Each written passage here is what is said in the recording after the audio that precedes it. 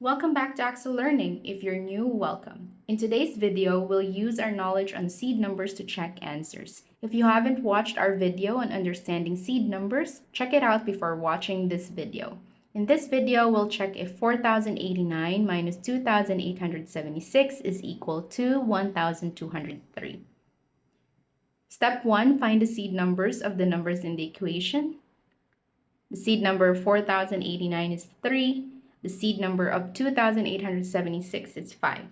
Step 2, due to the seed numbers, what you do to the numbers in the equation. In this case, subtract. 3 minus 5, which gives us negative 2.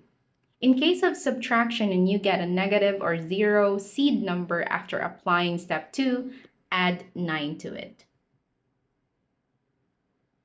Negative 2 plus 9 is 7. Now let's check if the answer is correct by getting the seed number of the answer 1,203. If the seed numbers are equal, the answer is correct. The seed number of 1,203 is 6.